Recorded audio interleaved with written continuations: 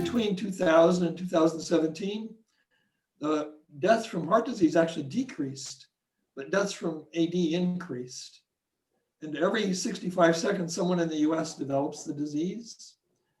5.8 million Americans are living with AD. And by 2050, this number is projected to be nearly $14 million. So this is a very long and debilitating disease. It's very, very expensive. So more than 60 million Americans provide unpaid care for people with AD. That adds up to about 18.5 billion hours of care, valued at nearly $234 billion. And it's suggested by 2019, it costs about $290 billion. And 2050, it's projected to cost, just for this one disease, $1.1 trillion. So then I wanted to discuss about the symptoms of AD. And I'm going to go through two kinds of symptoms. One is the one that most of us relate to, the behavioral symptoms. But in fact, the symptoms happening in the brain are even more revealing. So these are the 6 common characteristics of AD listed from NIH. The difficulty remembering things that just happened, an inability to plan or solve problems, losing tracks of dates, seasons, and time, misplacing things, mood and personality changes, and poor decision-making. So there are a lot of sophisticated tests that measure these variables, but you can see it must be really hard to attach numbers to these. And that really limits their usefulness for diagnosis and in developing therapies. So we need to understand the changes within the brain as well in order to develop diagnostic markers and therapies. And amazing new technology has really led to exciting findings in this area. So at the turn of the last century, a very famous, maybe the most famous neuroscientist, was Cahal, and he looked at his microscope and he drew these beautiful pictures of neurons and of many other things. So here's the neuron with all its processes, and then you have this central part of the neuron. So Alzheimer, whom this disease is named after, lived about this same time. And he wasn't, I don't think, as good an artist as Cahal was. So these are his pictures of those central part of the neurons. And these are from a patient, a young patient that had a loss of cognition and memory. And he saw these abnormal accumulations inside the neurons, and not shown here, he saw them outside of the neurons. And really this defined Alzheimer's disease, and that's why it was named after him. And so this is a little more modern picture. Those accumulations inside the neurons are called tangles. Those outside the neurons are called plaques. And we don't know the cause of AD. About 2% is genetic. And that's been very powerful for research, but not to help diagnosis. Its role of plaques and tangles is unknown. And finally, over 400 failed clinical trials. So now I want to describe to you some amazing new technologies that led to amazing possibilities in diagnosis and therapies. And to do that, we need to not just talk about plaques and tangles or abnormal accumulations, but we need to talk about molecules. And the molecules we're going to talk about are proteins. And proteins are something that all of you know about. So normally proteins are made and then they're folded, and you get normally folded proteins with normal function. But what happens in disease is you get an abnormal folded protein and it has an altered function. So this is a very simple concept. And all of you know about this, even though maybe you haven't thought about it in these terms, because a very common use of this possibility is with the diagnosis of diabetes. So you hear ads on television, or if you go to your physician, they often run an A1C on you. And what they're doing is they're measuring this modification, the disease modification of hemoglobin. So high glucose modifies hemoglobin. So this may not sound like a big deal, but really, so if you think about it in blood, hemoglobin is one of more than 10,000 proteins. And hemoglobin is made up of almost, I've shown it simply here, it's made up of 500 different components. And what the field can do is identify exactly where in those 500 you have a modification. And so it's really incredible technology that just for A1C, and you'll see this is very relevant to Alzheimer's disease. So what does this suggest for diagnosis and therapy? Because that's what we want to do for Alzheimer's disease. Well, you already know, because if you go to the doctor and you have a high A1C, the physician's going to tell you that you need to lower your glucose. And so that's what it tells you for therapy. But also you could imagine maybe if this protein was a problem, you could get rid of this protein, say with an antibody or something. And so this is the basis of a great literature in Alzheimer's disease right now, are these simple findings. And so what I want to do is relate these now to the proteins, to the tangles and to the plaques. So first we want to talk about the tangles. So the tangles, you're going to learn one more term, are made up of a protein called tau. And so normally it's folded and you have normal function. But in Alzheimer's disease, a modification, which we don't know, modifies this, gives you an abnormally folded tau. And then you get an abnormal accumulation of many tau proteins.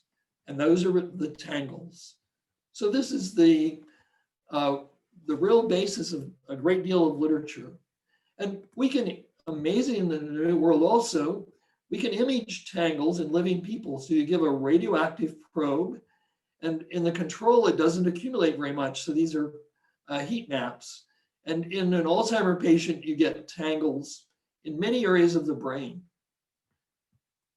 And so what does all this tell us about treatments and diagnosis?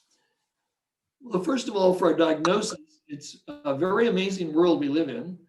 So tau is made up of about also 500 different subunits, subcomponents. And there's these abnormally folded tau proteins that occur in the brain. And as a field, we can identify exactly where in those 500 components, where it's modified. And some of those modifications cause the formulation of tau proteins. And so we are able to measure this in the fluid that bathes the brain, but also what you can do is measure this in blood. So a small amount of brain proteins go to the blood. So remember, there's 10,000 proteins in blood. All of them are much, much higher than this. And in spite of that, we can measure exactly where the tau modifications are in these proteins. So it is very amazing that this can be done. So what does this suggest for therapies? I should say that in the literature, there are very clear examples with a few thousand patients of being able to distinguish Alzheimer's disease just based on a blood test for the tau proteins. And so what does this suggest for therapies? Well, it's just like for diabetes. If we knew this factor, we could modify this factor, right? So we wouldn't get abnormally folded tau protein. And the field believes these abnormal proteins are not good for you. And so many trials are trying to get rid of these by antibody treatments. And so these are, I told you, these have all failed. It doesn't mean it's wrong. It's just we, as a field, we haven't figured out how to use this simple property to solve the problem. So the plaques that we talked about consist of abnormal accumulation of amyloid proteins. So here you have your normally folded protein, and it is cut, and you get two functional proteins. But in Alzheimer's, you have an abnormal cut, and one of these proteins goes on to form the amyloid plaques. So the same, it's pretty amazing. These are very, very low abundance, and you can measure them in the fluid that bathes the brain. But right now we're able to measure these in the blood. These exact modifications can be measured in the blood. And this, within the last month, this has moved from just an purely experimental science to now, if you want to have this measured, you can. It has been certified as a possible technique to look at Alzheimer's. It hasn't been FDA approved, but many of the tests are first used widely and then gradually become approved.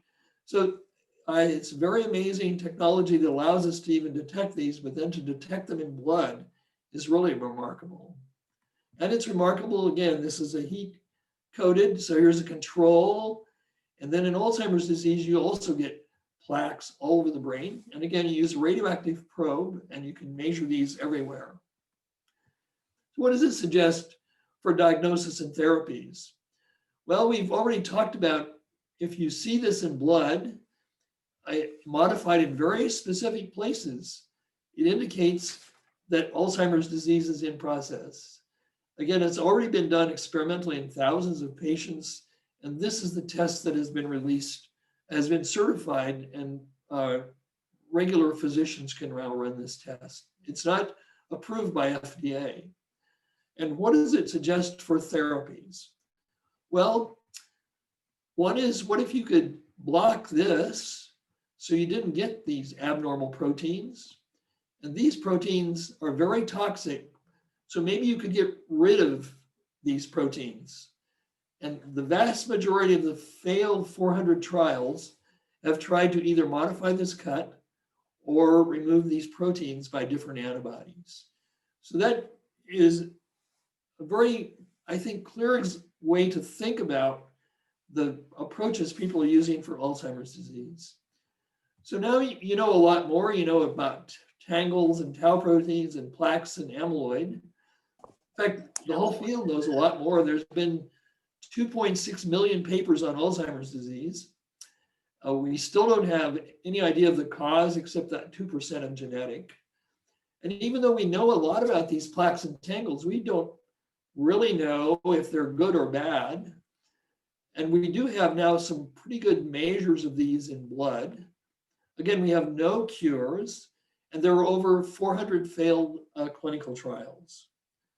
So they're in this same time period, for the last 70 years, we've also known that patients with Alzheimer's disease have lower glucose metabolism or sugar.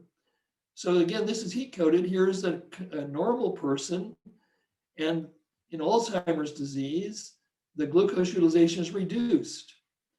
And our lab suggests that abnormal use of glucose causes the plaques and tangles and is a good therapeutic target. So why is the use of glucose so important? Well, the more common name for glucose is sugar. And we, especially Americans, eat lots of glucose. We eat lots of carbohydrates, which are converted to glucose. And the glucose is carried by the blood to all tissues, and insulin is required to get the glucose into the tissue. And all tissues use glucose for energy. The brain is unique in this way. That is, our brains are 2% of our body weight, but they use 20% of its glucose and oxygen. They require a lot of glucose, and brain function is very dependent on glucose. Some for energy, but also the chemicals that communicate between those neurons require glucose. So the two I've listed here are acetylcholine and glutamate. And the reason I mention this is many of the people that are listening have probably heard of the drugs Aricet and memantine, and they act on these compounds. So glucose is coupled to these chemicals that are very commonly associated with Alzheimer's disease. So we've discussed three major markers of AD: plaques, tangles, and the use of glucose. And understanding when these change is also important for diagnosis and therapy, and is very remarkable. What I'm going to show you, in my mind, is very amazing that we can do this. It requires a lot of cooperation between many, many centers throughout the world. So what I've shown you so far is you get a lot of plaques in Alzheimer's disease, you get a lot of tangles, and you have low use of glucose. Well, this is about when we can diagnose Alzheimer's disease in 2020. And so this is very mild AD. What we know is all of these changes are starting many years before, decades before. You get a loss of glucose utilization. You can see tangles and plaques starting. That means the disease doesn't start when we can diagnose it. And that also means for therapies, we don't want to start after we've diagnosed. We want to start decades before if we could have some way to know when to start it. So what are the challenges of AD? Well, the way what I want you to think about is, I told you there are 2.6 million papers. How do you put all of this into some kind of a context and come up with a therapy with all those different changes? Well, I told you we're very interested in the way the brain uses glucose. So here's a map of all the ways that glucose, when it goes into your brain, is used. And even though our technologies are very amazing, we can measure glucose in your brain within 1/2 of an inch and get really accurate measures. But that only measures the very first step of all these pathways. So how can we determine therapeutic targets with all of that complexity? Well, these red dots represent processes that require thiamine or vitamin B1.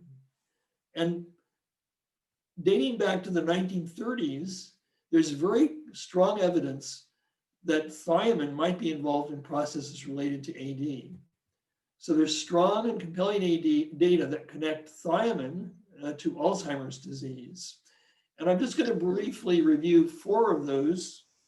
The first I already alluded to, and that is, in the 1930s, it was very clear that people who are thiamine deficient have very severe memory deficits. And those deficits are similar with Alzheimer's disease. And secondly, those red dots I showed you are all reduced in Alzheimer's disease. These are the percentages that are reduced in autopsy brains. So there's reduced thiamine-dependent processes in AD brains. And if you make a mouse thiamine deficient, you cause many of these same changes: use of glucose, neuron loss, memory loss, and plaque formation. And here I want to give you an example in a mouse. So this is now a mouse brain. These little white dots represent plaques. And if you make the mouse thiamine deficient, you get plaques much faster and all over the brain. So what links these thiamine-dependent processes involved in glucose to the plaque and tangle formation? Well, it's those modifications we were talking about. So every one of these thiamine-dependent processes can modify hundreds of other proteins. And in what I think is an amazing new world, we can actually identify many of these modifications, even in samples from brain. So how does that relate to AD? Okay, so here's modifications by these thiamine-dependent processes.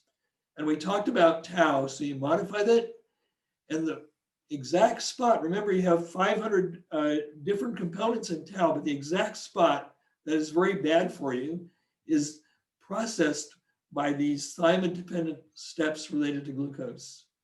And it's the same for amyloid. So you have all these 700 for amyloid different subparts, and what the glucose processes do is block this normal cut, and it promotes this process. So both the plaques and the tangles are coupled to glucose. And so thiamine-dependent processes link cognition and abnormal use of glucose. They're depressed in Alzheimer's disease, and they regulate modification of hundreds of proteins, including those critical to plaque and tangle formation. So does all of this lead us someplace in terms of thinking about a cure for Alzheimer's disease? Well, we talked about these thiamine-dependent processes. Well, a lot of you probably just think if you take enough thiamine in your diet, you'll be okay. But actually, many processes reduce thiamine intake even. For example, alcohol blocks its absorption. So there's hundreds of papers on alcohol and thiamine. You can also, like in diabetes, you excrete a lot more thiamine. And so you're thiamine deficient because of that. And also the ability to use glucose. So many drugs alter the ability of the cells to use thiamine. And all of these conditions, and there's almost 100 of them, in all of them, high thiamine can reverse these changes. So plaques and tangles and cognitive deficits can be caused by deficits in processes that require thiamine. And so then the question we had is, can we reduce the abnormalities by increasing thiamine? Well, thiamine isn't a very good drug, but the drug benfotiamine increases blood thiamine much better than taking thiamine itself.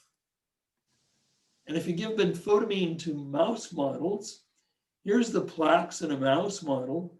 And if you give benfotiamine, you get this amazing reduction in plaques, and you get an amazing improvement in memory. And the same with tangles. So here's a mouse that makes tangles. You treat them with benfotiamine, and you get an amazing reduction in tangles.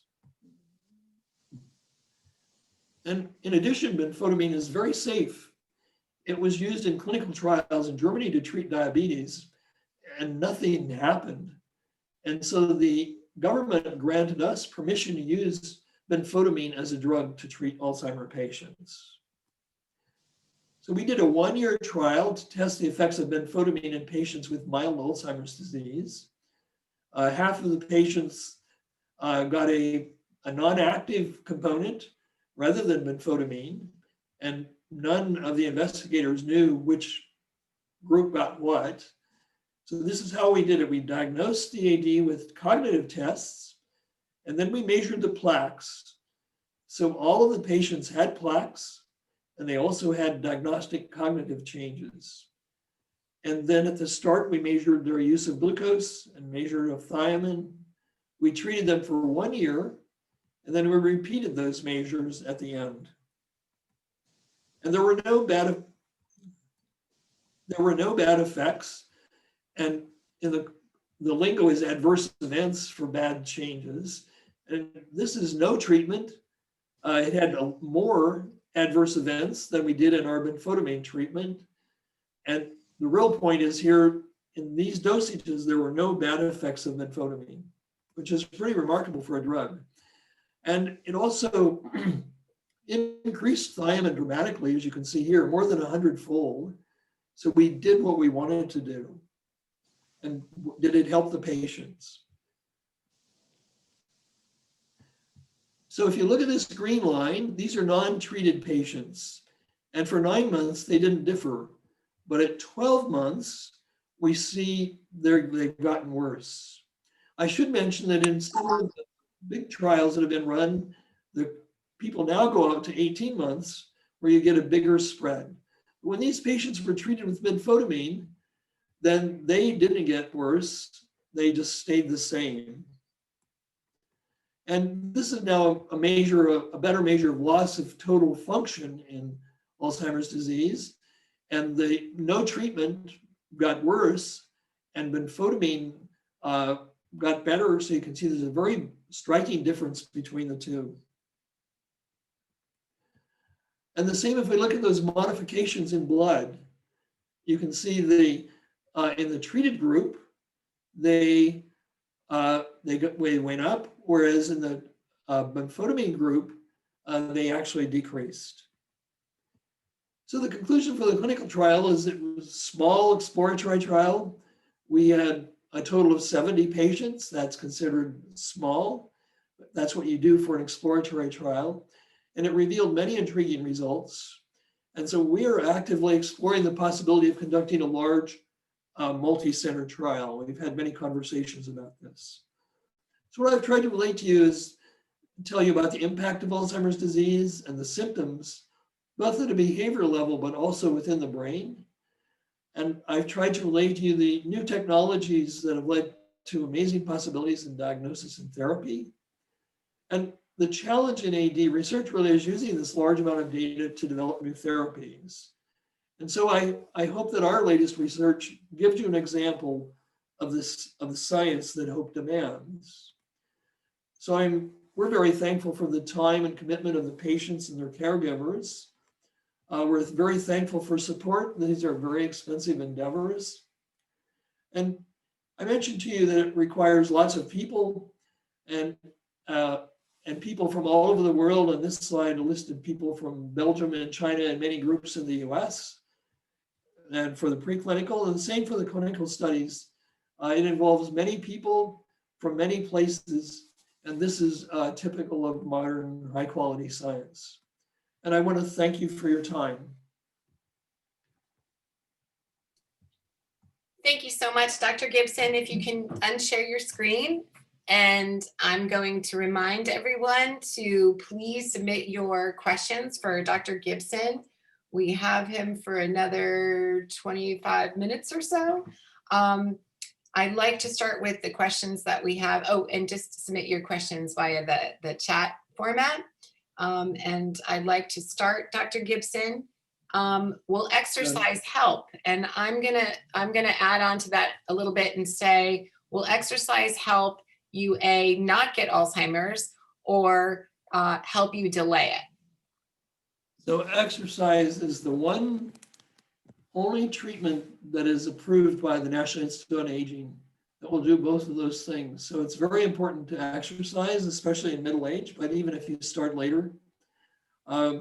The old dogma, which seems to be still holding up, is what's good for your heart is good for your brain. And so exercise is good for both your heart and brain. And that is the only example of something that's been approved by the National Institute on Aging to actually help both parts. Wonderful. Great. And another question, and this may sort of touch on the first answer, but what lifestyle modifications have been scientifically proven to delay AD onset? So the answer is exercise. So there are many really sophisticated studies on diet, and many of you may have read about the Mediterranean diet is the most common that's talked about. There is one called the brain diet, and these are done with nutrition studies that are very complicated. They're done with very large groups of people, but it's very hard to prove nutritional changes. And so there aren't any that are approved by NIA, the National Institute on Aging, because of the difficulty of doing that. And again, it's the same. A lot of these diets, it's complicated, but many seem to be good for your heart. And what's good for your heart's good for your brain. Great. And we have another question for you, Dr. Gibson. Is there any connection between thyroid disease and Alzheimer's disease? So thyroid disease can cause a dementia, but it's not Alzheimer's disease. And so one of the things that they commonly do, all of the patients in our trial were screened for thyroid problems, because you can't have a dementia present that isn't Alzheimer's, and it's treatable. And that's why if you have any of those symptoms, or if you think you have any of those symptoms lifted early, it's very important to go to a specialty center that can run these tests, and they'll also run tests to check for things like thyroid problems. It's people that have thyroid problems often think they might have AD, but it's a treatable form of dementia. Thank you. And since photamine, and I think I'm saying that wrong, can you correct me? So, and it's benphotamine. Benphotamine, okay. Since benphotamine seems safe, is there a benphotamine supplement on the market that you would recommend for people to take? And then I would add to that, and when should they start taking it? Well, so benphotamine is on the market. You can buy it from Amazon. The trouble with American health, and that was not what was used in the trial. The trouble with American health food industry, it is not regulated. And there have been studies by a Canadian university that monitored some of the things in American health food stores. Some of them didn't have any of the component they said. And the part that would concern me the most is, what does it have that you don't want to take that might have some bad toxins in it? And so this is something that you need to discuss with your physician. The benfotiamine we used for the trial is made by very strict FDA requirements. And every step, we know there was nothing in there that could hurt you. And we know exactly how much we're giving to the patients. And you can't tell that if you buy it from a health food store. So, And in terms of when you should take it, the data suggests the disease starts long before. And I think in terms of any of the therapies, once we do a multi-center trial and do the next level of proof, it would be good to take it early, because one of the dogmas that I believe is that we can't cure Alzheimer's disease if it's too far along, because those neurons we talked about are dead, and you can't bring them back from death, but you may be able to prevent them from going to that. So I think any therapy should start early. and one of the things I got from your talk too was to increase your blood level. Is there a way to do that naturally? People, it doesn't seem effective enough, and it's amazing, even though vitamin B1 was discovered in the 1800s and identified in the early 1900s, there's a lot we don't know about it. And so for reasons we don't understand, you can't just take a lot of thiamine and have enough level to change these things. So benfotiamine increases it far more than natural sources. And so I don't think there is a natural source of thiamine that could increase it adequately. Interesting. But I should point out, I don't have data on that. Well, I do know it's very hard to raise, but to do a test in a mouse, if you give them thiamine, you can't reverse these. So I don't think it would be helpful for preventing AD. It's very hard to prove that in a lab. That's interesting. So are you currently enrolling patients in your multi-center trial? And if so, how can we get involved? And I guess maybe this is a good opportunity to talk about what the process is to go from the small pilot study to a multi-center trial. So we don't currently have the multi-center trial started yet. And the process is the Alzheimer community in the US is incredibly cooperative. It actually surprises me, but they cooperate a lot. And so there are two large consortiums that they do multi-center evaluations. And so we've been working with one that is centered at UC San Diego, and we've made multiple presentations to them, and we're still on track to be considered. Then once they approve that, then we have to raise the money, and this is a large amount of money. One of our collaborators recently got a multi-center trial to test another treatment, and his grants are $40 million. I don't think this one will be that much, but it's not a trivial amount of money. And so there are foundations. The foundation that helped us tremendously and we're still working with is the Alzheimer Drug Discovery Foundation. And they were created to help fund trials that aren't in the mainstream. And so our trial, I kind of went through it fast, was funded by the Alzheimer Drug Discovery Foundation and also by the NIH. And so these are two main funding sources. And so you can see on their part, it's a large commitment. They have to be convinced that it's a good idea, and they have to be convinced that we can do it. So we're trying to do it very fast, and the Alzheimer Drug Discovery Foundation has some mechanisms to speed it up. For this trial, it took us more than 2 years to get the funding once we had the idea for it. So that can delay it. We're hoping to speed that up with our published trial.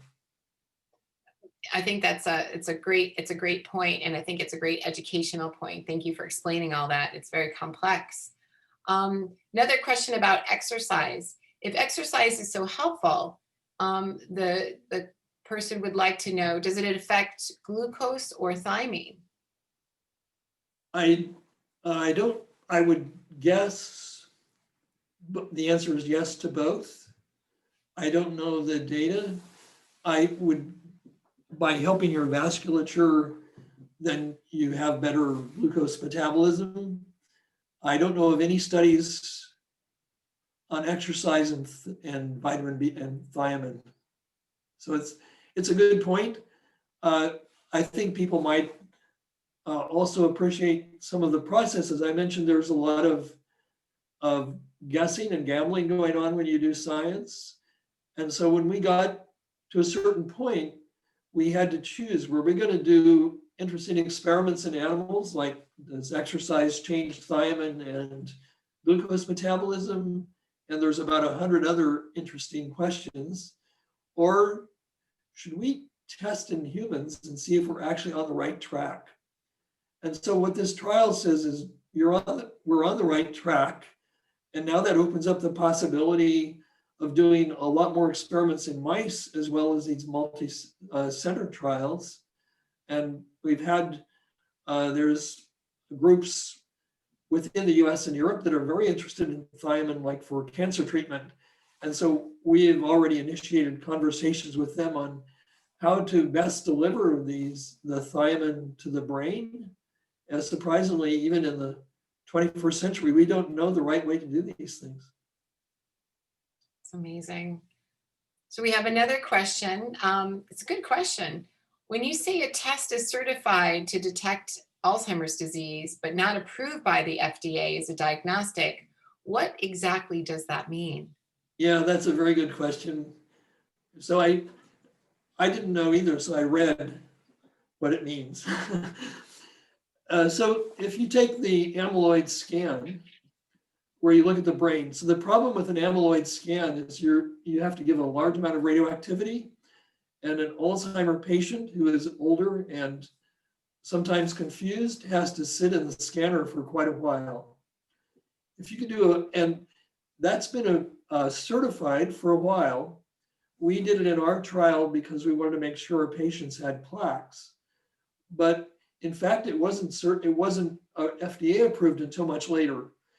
So in my mind, what certification means is there's some good data behind this, but we're not going to say this is a diagnostic for Alzheimer's disease. I think the data on them in the blood is in the research papers using thousands of patients is very remarkable. And a lot of amazingly good labs have spent a lot of effort to get it to this point. But it's not so good that you can take these measures and say, okay, you have Alzheimer's disease and you should do this therapy. I think we will get there, but we're not there yet. I think if the photamine works, then those would be a good ways, and that's how our grant proposal will be written, is we monitor these blood markers and see if we can detect change with treatment. That hasn't, people have tried this looking at brain, but then that means the person died. And nobody's done it with any blood marker to say, okay, this marker signifies Alzheimer's, and if our treatment can bring it back to normal, it means we have a reflection in the blood that we're treating a brain disorder. I think that's going to happen, but we're not there yet. Thank you. And what is known about APOE4 and the risk of Alzheimer's disease? And maybe you can explain a little bit about what. Yeah, so I only briefly mentioned the 2% of genetic cases that are pure. If you have those gene mutations, you're going to get Alzheimer's disease. But a much more common one is called a gene risk. And that means if you have, in this case, APOE4, your risk of getting Alzheimer's disease increased, and it will, you get it sooner. So there's a genetic predisposition to developing Alzheimer's disease in those patients. Some of those seem to be more modifiable by good, healthy living. Again, that's not well documented. You wouldn't say it's a scientific fact, but it's a lot of what people are thinking about. In our population, so any good clinical trial is going to break them out into ApoE4 and to the others. It seemed like the patients who did not have ApoE4 benefited more from Photamine. But these are very small ends, so that's a speculation. It's on its way to a fact, but it's not a fact yet. I think this is something that people need to think about, is science is a process, and you can pick up one paper and it will seem to say something, and you pick up another paper and it says something else. But this is why science is so powerful, is you can check other people's way, and then you gradually build a story and you figure out how they might fit together. But to just take one piece of data isn't real science. Science is a process, and all of Alzheimer's disease is processing in the right direction with lots of bad choices in some of our minds, but we're headed still, I think, in the right direction. And so there is a lot of research done on these risk factors. Many of you probably know that Iceland is a small country, and they don't worry as much about privacy as we do. And so they have national gene banks, and they've actually identified some genes that seem to be protective against Alzheimer's disease. And so you can imagine that would be, if we could understand how that is, then we could all be taking some product of that gene, and that could prevent. So these predisposing genes are very important. There's a lot done for, again, it's amazing you can do these gene screens and get 30,000 genes and you compare them in 30,000 people. It's mind-boggling what the scientific community can do yet, but we haven't been able to get anything, disease-modifying treatment beyond exercise. Amazing. Also too, and I think this kind of falls into that same category, but if a person has a direct line of generation to generation diagnosed with AD, at what point in their life or what age are they, should they start to be aware that they may get Alzheimer's disease? And what about their children? So this is a very frightening thing. And it's, without a treatment, it's hard to know. So if it's multiple generations, it's likely genetic, and you can have these gene tests done to see if you're in that 2%. The trouble in our current world is then we don't know, okay, now what do I do?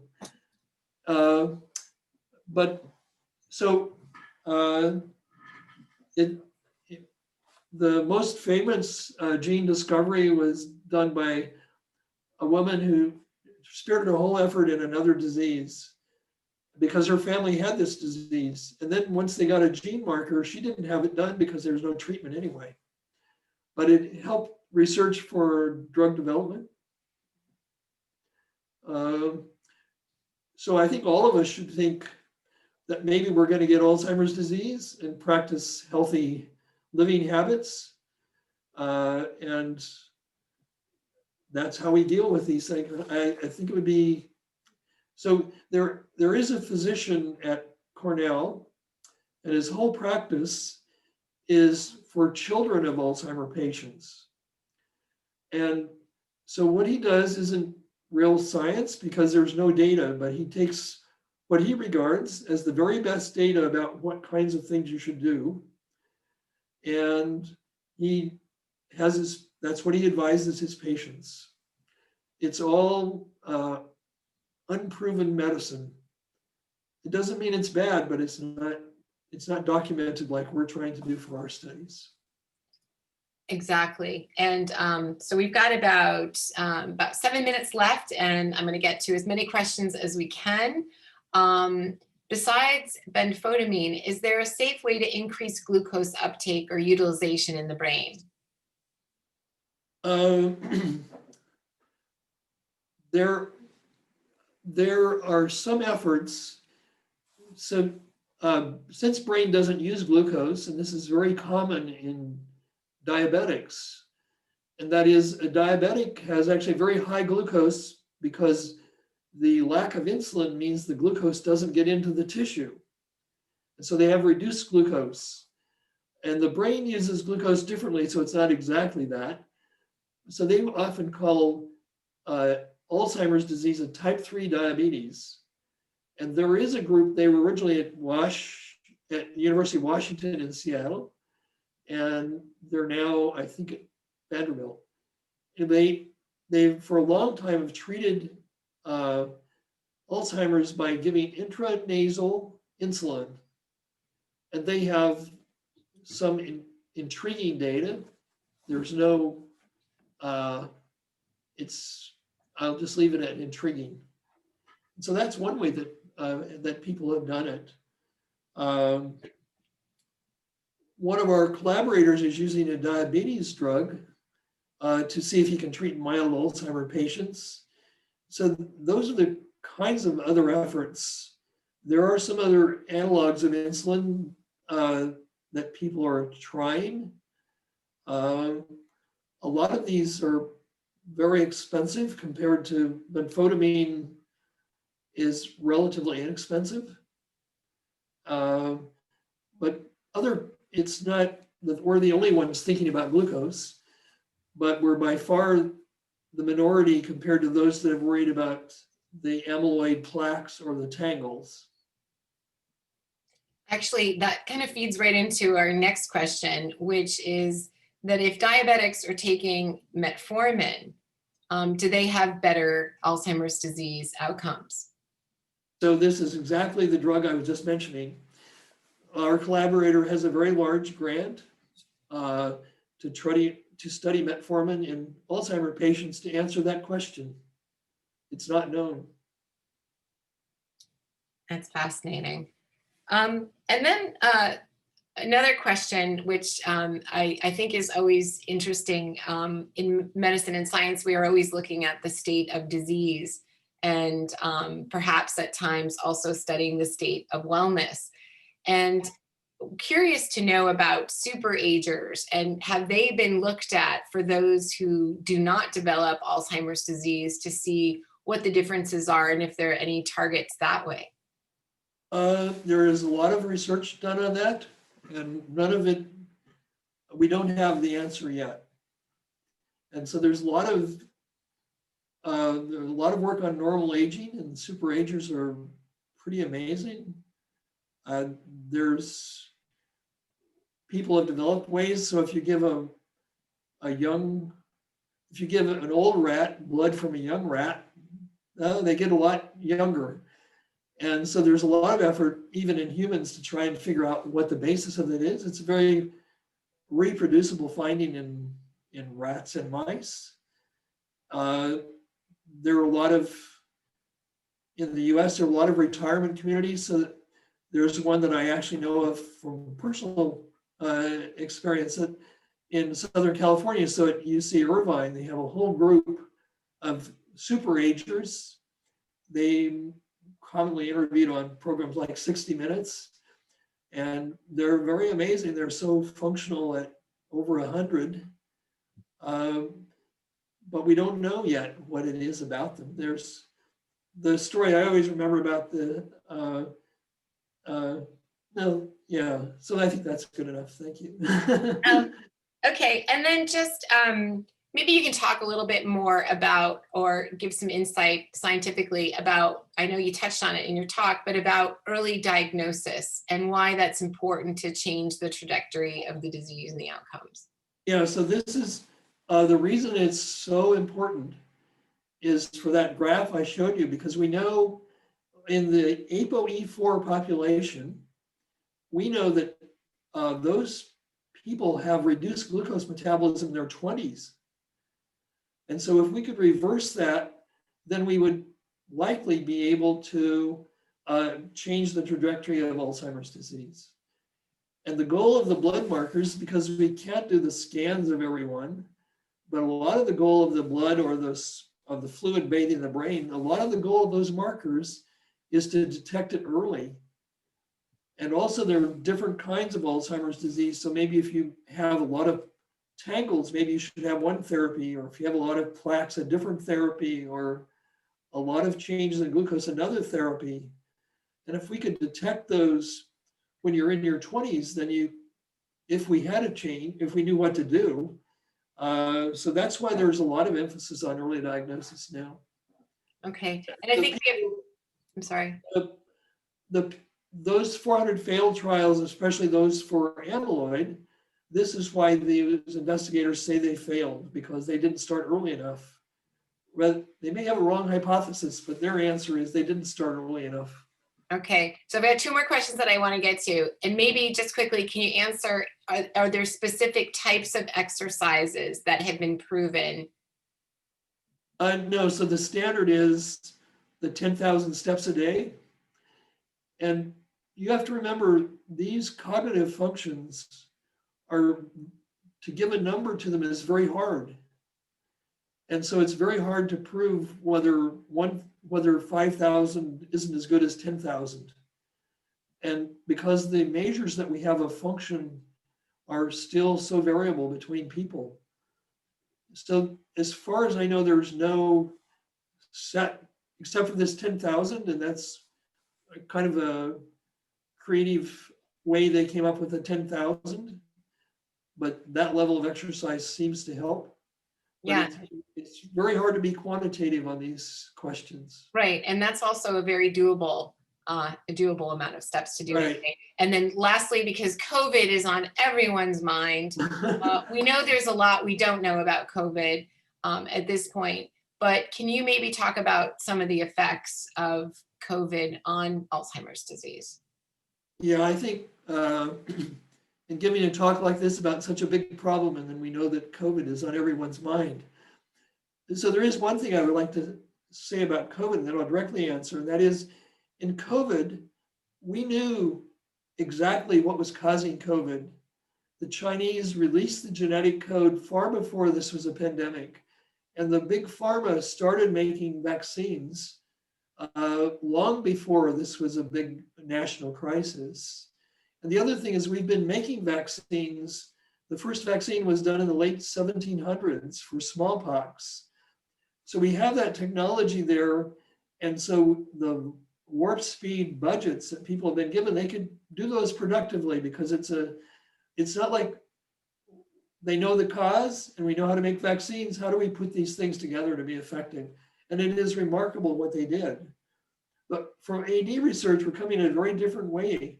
We don't know the cause, and so we can't do a warp speed kind of thing and solve Alzheimer's disease in 8 months or whatever it was they did this remarkable thing with the vaccines.